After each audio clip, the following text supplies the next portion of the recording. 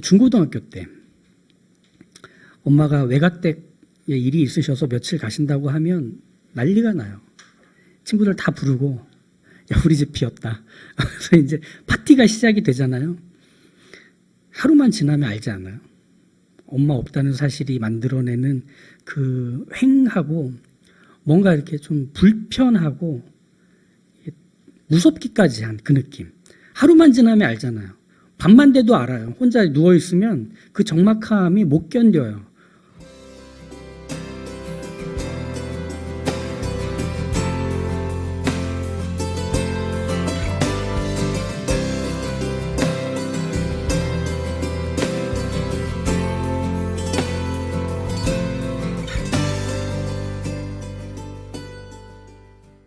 들릴라의 유혹에 넘어가서 머리카락이 잘리고 그리고 나서 힘을 잃게 되는 가장 슬펐던 장면, 아쉬웠던 장면 우리 지난 시간에 봤죠. 하나님과의 관계를 보여주는 수단이 바로 삼손이 가진 힘이었고 그 힘이 사라졌다는 건 하나님과의 관계가 끊어졌다는 것을 보여주는 것이기도 했습니다. 그러면 잘린 머리카락은 하나님과의 관계가 끊어진 사람이라는 걸 확인하는 것이 되겠죠. 하나님과의 관계, 삼손은 우리가 오늘 봤던 이 본문 말씀을 확인하기 전까지는 하나님께 뭐랄까요, 이렇게 도와달라고 외쳤던 장면이 목마르다, 죽게 됐다 하던 에나꼴의 말고는 그 전에 없었죠. 그리고 그 이후에도 오늘 말씀 나오기 전까지는 또 없죠. 삼손이 정말 하나님과의 관계를 맺고 살아왔을까? 그는 정말 하나님이 살아계시다는 것, 그리고 하나님이 왕이시라는 것, 그리고 하나님이 자신에게 이런 사사라는 어떤 역할과 책임을 맡기시면서 그 일을 감당하라고 하신 게 삼손에게는 확신처럼 새겨져 있었을까? 하는 걸 먼저 생각해 보게 돼요. 왜냐하면 하나님이 삼손을 찾아와서 삼손을 만났다라고 하는 내용이 나오지 않고 있기 때문에 그래요. 오히려 삼손과 하나님과의 관계는 삼손의 부모가 삼손에게 알려주었을 뿐입니다. 자, 머리카락을 밀면 안 돼. 그리고 시체를 가까이 하면 안 되고 포도나무에서 나오는 모든 것들을 너는 먹어서는 안 되는 거야. 왜요? 딴 애들은 다 그렇게 하는데요. 너는 하나님이 이 이스라엘을 블레셋으로부터 구해주는 하나님의 사사로 이 땅에 태어나게 한 사람이야.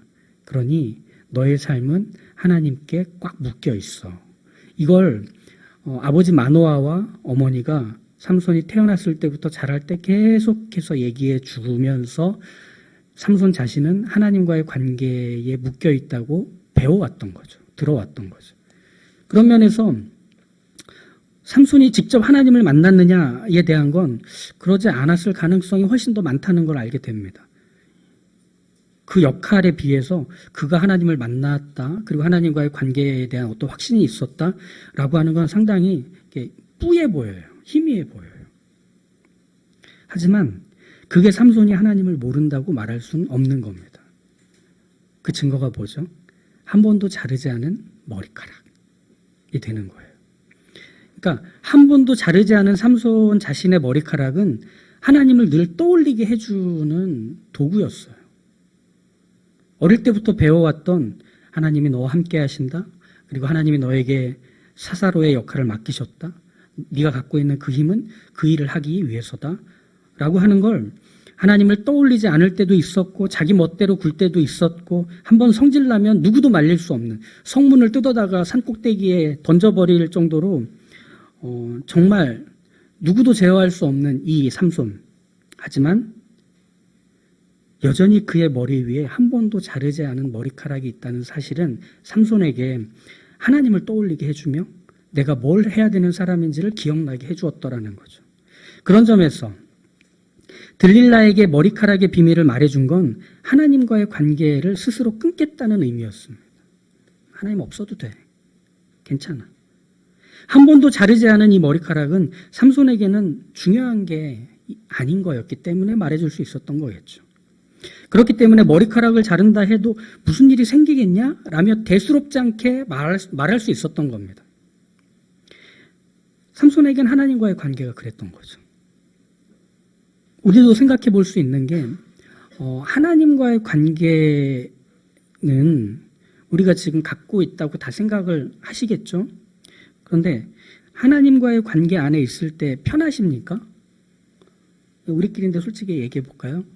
하나님과의 관계, 하나님이 살아계시다는 것을 막 의식할 때 좀 편하세요? 좀 불편하던데요. 욕도 맘대로 못 하겠고, 그리고 승질대로 운전도 못 하겠고, 애들한테 막 이렇게 막 쏟아내 놓고 나면, 내가 이렇게 한 게 저 아이들이 하나님에 대한 인상을 잘못 갖게 되는 거 아닐까라며 막 스스로 자책하면서 나를 너무 미워하게 되는, 이건 하나같이 내가 하나님을 알기 때문에 생기는 일들이거든요. 그러니까 우리는 하나님을 알기 때문에, 하나님과의 관계에 묶여 있다는 사실 때문에 더 많이 못 나가는 불편함이 있어요. 내가 억울한 것들을 때로는 감수해야 될 때도 있고, 내가 불편하게 살아야 되는 것이 어쩔 수 없다라고 인정해야 될 때도 있다는 사실이 우리한테 너무 싫어요. 누구나 하나님과의 관계라는 것이 편하지 않은 게 거기에 있습니다. 편하지 않아요. 나는 눈 감고 그래 이번에 한 번만 할 거야 라고 해도 하나님은 눈 안 감고 계시다는 걸 알잖아요. 그러니까 참 힘들죠. 이것저것 제한받는 게 너무 많고 내가 하고 싶은 걸 하나도 못하기 때문에. 그래서 우리는 어떻게 하죠? 자꾸 하나님과의 관계 밖으로 도망치고 싶어 합니다. 멀리. 그래서 내가 하나님이 안 보이는 곳에서 내 마음대로 하고 싶은 걸 해가면서 살고 싶습니다. 맘 편하게 살고 싶은 거죠. 그게 나를 즐겁게 할 것이라고 생각하며 그게 좋은 거라고 여기는 데까지 가버리죠. 근데 아실 거예요. 잠깐은 즐거운데 거기가 내가 있어야 될 자리가 아니라는 걸 알게 될 거예요. 중고등학교 때 엄마가 외가댁에 일이 있으셔서 며칠 가신다고 하면 난리가 나요. 친구들 다 부르고 야 우리 집 비었다. 그래서 이제 파티가 시작이 되잖아요. 하루만 지나면 알지 않아요? 엄마 없다는 사실이 만들어내는 그 횡하고 뭔가 이렇게 좀 불편하고 무섭기까지 한 그 느낌. 하루만 지나면 알잖아요. 밤만 돼도 알아요. 혼자 누워있으면 그 적막함이 못 견뎌요. 와, 엄마 아빠가 없다는 게 이런 거야? 우리는 경험으로 다 알고 있습니다. 세상이 다 내 세상 된 것 같은 그 시간이 길지 않다는 걸. 이건 하나님과의 관계를 도망치려는 모든 사람들이 늘 겪는 일이라는 걸 예수님도 말씀하시거든요. 아버지를 떠난 둘째의 처지는 정말 형편없이 망가져 버립니다. 제일 힘든 게 뭐였냐면 누구도 자기를 사람으로 대해주는 게 없는 상태까지 확 망가지는 거죠. 그래서 이렇게 되는 거예요. 아버지를 떠난 곳에는 내가 가진 돈을 다 써버리게 만드는 도둑놈들만 있어요. 아버지를 떠난 곳에는 내가 가진 돈이 다 떨어지자 어떤 도움도 주지 않고 등 돌리는 아버지도 안 되고 가족도 안 되는 사람들 뿐이었다는 걸 알게 돼요. 아버지를 떠난 자리에서 말이죠. 결국 아버지를 떠난 자리는 아버지가 없다는 것만 확인하는 자리입니다. 그렇겠죠. 삼손은 하나님과의 관계를 가볍게 여겼기 때문에 머리카락을 밀리고서도 놀라고 두려워하기보다 아니 내 머리카락을 밀었다고? 어떻게 하나님과의 이 관계가 끊어진 거 아니야? 내가 하나님을 이렇게 가볍게 여긴 결과가 이거 아니야? 라고 즉시 생각하지 않고 내가 전과 같이 하리라 하며 뛰쳐나가잖아요. 그러니까 관계가 더 이상 중요한 사람이 아니었던 거예요. 머리를 밀려도 거기서 떠오를 하나님이 없는 거예요. 그런데 여기서부터가 이 결론이 되는 오늘의 내용입니다. 머리카락이 밀린 그 자리. 하나님과의 관계를 가볍게 여겼던 그 자리는 분명 하나님이 함께 하지 않기를 바랬던 자리, 하나님으로부터 도망쳤던 자리, 하나님이 없는 자리였잖아요. 그런데 거기서 어떤 일이 일어나죠?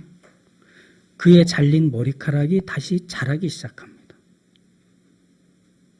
삼손이 머리카락이 밀려 하나님이 없는 것처럼 여기는 그 자리가 오늘 우리가 앞에서 봤던 부분 아닙니까? 머리카락이 밀린 삼손은 하나님이 없는 자리를 계속 확인합니다. 어떤 자리죠? 평소 나를 저주했고 미워했고 내가 망하기만을 바래왔던 원수들이 승리를 외치는 자리입니다. 내가 망가지고 실패한 것이 그들에게 노래가 되는 자리입니다. 그거 봐. 그럴 줄 알았어. 결국 꼬꾸라질 줄 알았어. 또 하나님 없는 자리는 삼손이 저지른 잘못의 결과를 계속 확인시키는 자리입니다. 후회가 되고 억울해가지고 가슴을 찢을 노릇일 그 자리에서 사람들이 계속 그걸 확인시킵니다. 그래서 삼손 자신으로 인해 벌어진 모든 게 삼손의 책임이 되고 삼손의 짐이 되고 삼손의 고통이 되는 그 자리. 그게 바로 하나님 없는 자리죠. 철저하게 삼손은 자신을 비난해야만 하고 몰아세워야 할 정도로 하나님 없는 자리는 그런 비극이 가득 차 있는 곳입니다. 이 외로움과 괴로움이 가득한 곳, 그 자리에 가보니까 아는 거예요. 가기 전까지는 삼손도 몰랐어요. 그러니 하나님에 대해서 가볍게 여길 수 있었고 하나님과의 관계를 그렇게 대수롭지 않게 여기며 머리카락에 비밀이 있어. 한번 잘라봐. 지금까지 안 깎아봤는데. 이렇게 말할 수 있었던 거겠죠. 그런데 바로 거기서 역전이 벌어지는 겁니다. 대반전이 시작이 되는 겁니다. 뭐냐면 하나님과의 관계를 버리고 하나님을 떠나자 도착하게 된 곳이 어디였을까? 하나님이 없는 자리인 줄 알았는데 그 자리는 하나님이 버림받지 않으신 채로 계신 자리였더라는 겁니다. 하나님은 우리가 버린다고 버림받지 않으십니다. 하나님은 우리가 버린다고 버림받지 않으십니다. 이게 삼손의 이야기를 통해 우리에게 확인시키시는, 그리고 사사기에 반복되는, 그들이 하나님을 떠났어도 하나님은 여전히 그들을 기다리시고 다시 오기를 바라시고 그들이 부르짖자 하나님이 그들에게 사사를 보내는 일들이 반복됐던 이유인 겁니다. 사람은 하나님을 버렸지만 하나님은 사람을 버리지 않으시더라는 겁니다. 왜? 하나님은 버림받지 않은 하나님이시거든요. 그래서 그 모든 잘못과 책임이 이 하나님과의 관계를 버리고 떠나버린 그 사람에게 있다는 사실에도 불구하고 하나님이 그 잘못과 책임을 관계를 버린 사람에게 떠넘기시는 평가자와 심판자로 그 자리에 계시는 게 아니에요. 오히려 삼손이 자신의 비참해진 모습을 비웃게 불러낸 블레셋 사람들을 만나기 전에 하나님께 이렇게 부르짖잖아요. 저에게 힘을 주셔서 이 사람들이 제 눈을 뽑고 저를 이렇게 망가지게 만들었는데 이 자리에서 같이 죽어버리게 해주십시오. 힘을 다시 돌려주십시오. 이렇게 하잖아요. 야, 어쩌면 이렇게 양심이 없을까? 삼손의 믿음은 너무 이기적이고 못됐구나 이런 생각이 들지 않으세요? 뻔뻔하구만 이런 거죠. 자기 지금 처지가 망가지고 모든 걸 잃고 나니까 그제서야 하나님 떠올려서 하나님 이름을 부르고 찾고 있다. 하나님도 좀 싫으실 것 같아요. 제가 하나님이면 그냥 아무 말 안 하실 것 같아요. 가만히 계실 것 같아요. 그런데 하나님은 그 부르짖음을 들으시더라는 거죠. 이미 머리카락은 자랐고 이 부르짖음대로 3,000명이 모여있는 그 자리에서 기둥을 끌어안고 당기자 지붕이 무너지면서 다 죽게 되는 일. 이것으로 삼손은 사사로서의 죽음을 맞이하게 됩니다. 하나님을 버린 자, 하나님께로부터 도망간 자, 불순종한 자로 죽음을 맞이한 게 아니라 사사로서 명예롭게 자기의 역할을 수행하고 죽더라는 거예요. 하나님이 그걸 허락하신 거죠. 가장 찬란하게 빛나는 부분은 이것이에요. 하나님이 그에게 힘을 주셨다라고 하는 구절이 안 나온다는 게 가장 찬란히 빛나는 지점입니다. 이전에 삼손이 사자를 찢을 때, 그리고 삼손이 블레셋을 나귀 턱뼈로 싸워 이길 때, 그 힘을 발휘할 때는 여호와의 영이 그에게 강하게 임하여 그 일들을 했었다라고 나오죠. 근데 오늘 우리가 읽은 이 말씀에서 보면 하나님께 구하자 하나님의 영이 그에게 임해서 힘을 발휘했다라고 나오지 않아요. 삼손이 힘을 잃었던 건 하나님과의 관계를 버리고 떠났기 때문이라고 했잖아요. 처음에 그렇게 말씀드렸죠. 그렇다면 삼손이 지금 하나님께 부르짖을 때 그제서야 하나님이 힘을 다시 복원시키셨다 이게 아니라 삼손이 하나님께 돌아오자 또 하나님을 찾고 부르짖자 그가 지금도 여전히 하나님과 함께하고 있었다는 것, 아니 하나님이 그의 인생에서 한 번도 떠나신 적이 없었다는 것을 삼손이 확인하게 되더라는 거예요. 그걸 힘을 발산하는 걸로 확인시키셨을 뿐입니다. 삼손이 힘을 잃었다고 하는 건 하나님과의 관계로부터 떠나 있는 걸 확인시켜주는 것일 뿐이지 사실 삼손이 힘이 없었던 적은 없다는 겁니다. 그가 힘을 발휘할 수 있는 것은 하나님과의 관계 안에 서라야만 힘을 발휘하는 거예요. 그럼 중요한 건 힘을 발휘하는 게 중요한 거겠어요? 삼손에게? 그렇지 않아요. 하나님과의 관계가 그에게 가장 중요한 것이었을 뿐입니다. 우리가 이 부분을 놓쳐요. 하나님이 주신 무엇을 가지고 해야 그게 내가 하나님과의 관계가 맺어져 있음을 확인하게 되는 것이라 생각합니다. 아니요. 하나님과의 관계를 확인하는 게 우리에게 제일 먼저 되어야 하는 일이에요. 2000년대 초반에 어게인 1907이라고 하는 한국교회 전체에 들썩거렸던 하나의 운동이 있었습니다. 그래서 부흥이여 다시 오라. 평양과 원산에 있었던 그 대각성, 대부흥의 때가 100년이 지난 지금 다시 일어나길 바란다며 각 교회와 또 모임들에서 부흥을 외치며 기도하고 노래했었습니다. 기억나시는 분들도 계실 거예요. 그런데 그 부흥운동이 들불처럼 한국교회에 퍼지고 나서 무슨 일이 일어났을까? 아무 일도 안 일어났어요. 1960년대 이후에 누려왔던 그 한국 사회에서의 어떤 위상이 다시 회복됐느냐? 그렇지 않았습니다. 그리고 교회에 많은 사람들이 몰려와서 자신의 죄를 회개하며 눈물 뿌려 기도하고 그들이 그리스도인이 되어 교회가 2배, 3배로 막 불어났느냐? 그런 일도 없었습니다. 그 이후로 오히려 계속 감소 추세로 가고 있는 중입니다. 아무 일도 일어나지 않았어요. 그러자 그 일에 열심을 냈던 사람들은 실망했습니다. 왜 하나님이 침묵하시는가? 무엇을 더 하지 못해서인가? 그래서 원로 목사님들은 자기 다리에 회초리를 치면서 우리가 먼저 회개하지 않아서 그렇다는 안타까운 마음들을 이렇게 표현하기도 했습니다. 더 이상 한국교회는 예전으로 돌아가지 못한다. 머리카락 잘린 삼손이 돼버렸다. 이러면서 한탄을 했었던 그 운동 이후에 그 큰 실망이 한국교회의 분위기였습니다. 그런데 시작부터 목표를 잘못 설정했기 때문에 그랬어요. 뭐냐면 그 부흥운동은 교회가 다시 원래의 모습과 번성으로 회복하기를 목표 삼아서는 안 되는 운동이었어야 합니다. 부흥운동은 하나님을 자극해서 촉발시켜서 일하게 만들자는 협박과 강요에 불과한 운동이어서는 안 되었다는 얘기예요. 오히려 진짜 부흥은 무엇인가 하면 하나님과의 관계 안에서 누렸던 기쁨, 자유, 만족, 소망, 이것이 우리 시대에 다시금 회복되기를 바랬어야 했어요. 수적인 부흥이 아니라 하나님과의 관계의 회복이 바로 부흥이어야만 했기 때문이었던 겁니다. 교회가 머리카락이 다시 자라서 삼손과 같은 힘을 얻게 되기를 바라는 게 목표가 되어서는 안 되고, 내가 하나님을 떠났고 내가 하나님을 버렸고 하나님과 상관없이 사는 게 좋은 줄 알았는데 하나님 없는 자리에서 비로소 하나님이 얼마나 큰 분인지를 확인하게 되는 게 우리의 삶에서의 부흥이 되어야 하는 거예요. 삼손은 지금 그걸 확인하고 있는 겁니다.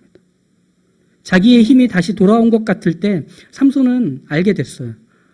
아, 하나님이 나를 버리신 적이 없구나. 내가 하나님을 버렸어도 하나님은 내 인생 밖으로 나가신 적이 없었구나. 그건 그의 인생의 마지막이 확인하잖아요. 그게 삼손의 믿음이 되게 하신 겁니다.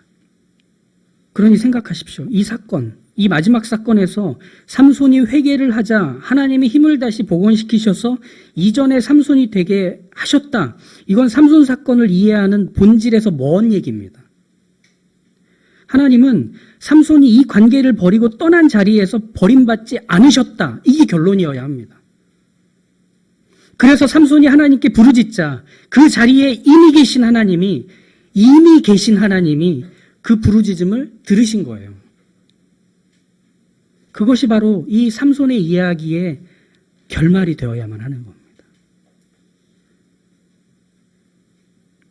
하나님은 우리에게 버림받지 않으십니다. 그게 우리가 하나님께 나아가 용서를 빌고 회개할 수 있는 가장 분명하고 확실한 믿음의 내용인 거예요. 그 로마서 5장에서 바울이 이렇게 말하잖아요. 죄가 더한 바로 그 자리는 은혜가 더해지는 자리일 수밖에 없다고 말하잖아요. 왜? 하나님이 우리에게 버림받지 않으시기 때문에 우리가 다시 하나님을 찾을 그 하나님 없는 것 같은 자리에서 더욱 하나님이 크심으로 당신의 모든 걸 우리의 인생 안에 가득 채우시게 하나님은 일하시더라는 것. 이게 우리의 삶으로 확인되는 것. 이거 아닙니까? 이걸 뭐라고 말할까요? 하나님의 은혜라고 말합니다. 우리 모두는 그 하나님의 은혜 안에 있습니다. 그러니 기억하십시오. 언제나 하나님을 찾고 구하는 것이 어려울 수 있어요. 너무 선명하게 하나님이 살아계시다는 것, 함께 하신다는 것을 확인하지 못할 수도 있어요. 근데 그렇다고 거기 하나님이 안 계신 건 아니에요. 그러니 그럴 때 하나님을 찾으십시오. 그럴 때 하나님을 부르십시오. 가장 하나님 없는 것 같은 자리가 오히려 하나님을 가장 찾을 수밖에 없게 되는 자리라는 사실을 이 삼손의 이야기를 통해 기억하시길. 그게 바로 임마누엘의 복을 가진 우리라는 걸 기억하길 주님의 이름으로 간절히 축복합니다.